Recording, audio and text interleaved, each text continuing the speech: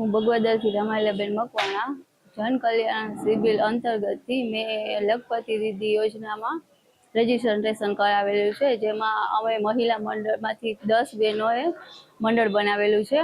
મંડળ દ્વારા અમને 15,000નું એકવાર ફંડ મળેલું છે। પછી અમે 30,000ની એક લોન લીધેલી છે। પછી અમે 1.5 લાખની લોન લીધેલી છે, 3 લાખની લોન લીધેલી છે।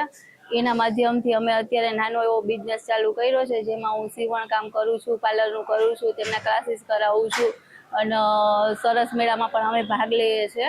જેમ કે અમે મોરબી સરસ મેળામાં ભાગ લીધેલો છે, પોરબંદર સરસ મેળામાં ભાગ લીધો છે, પછી માધુપુર સરસ મેળાનો ભાગ લીધેલો છે અને જે તાલીમો આવે છે એ તાલીમો પણ અમે લઈએ છીએ અને એનાથી ઘણું બધું સારું છે, ઘણા બધા બહેનોને પણ સારું છે।